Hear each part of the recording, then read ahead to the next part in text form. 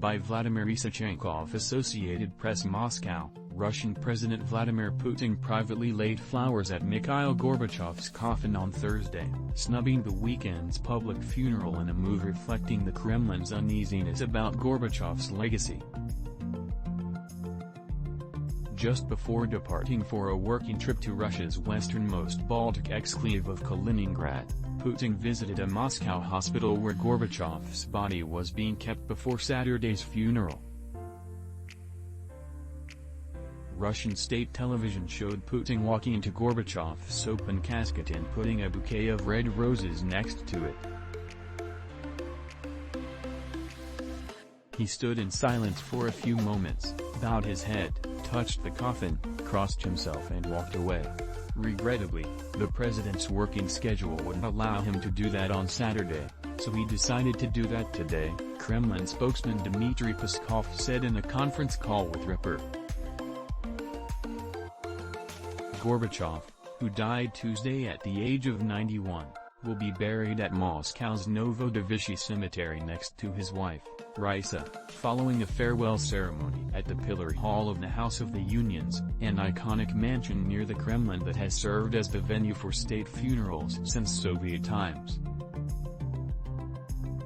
The Kremlin stopped short of declaring a state funeral, with Peskov saying the ceremony will have elements of one, such as honorary guards, and the government will help organize it.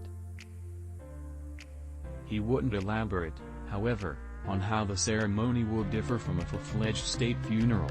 If the Kremlin had declared a state funeral for Gorbachev, it would have made it awkward for Putin to snub the official ceremony. A state funeral would also oblige the Kremlin to send invitations to foreign leaders, something that Moscow would be reluctant to do amid soaring tensions with the West after sending troops into Ukraine. Putin's decision to pay a private visit to the hospital while staying away from Saturday's public ceremony, combined with uncertainty surrounding the funeral's status, reflect the Kremlin's dichotomy about the legacy of Gorbachev.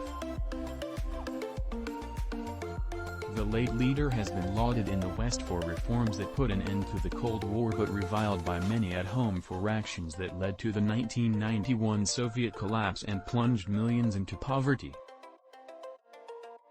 While avoiding explicit criticism of Gorbachev, Putin in the past has repeatedly blamed him for failing to secure written commitments from the West that would rule out NATO's expansion eastward, an issue that became a major irritant in Russia-West ties for decades and fomented tensions that explode. In Wednesday's letter of condolence released by the Kremlin, Putin praised Gorbachev as a man who left an enormous impact on the course of world history.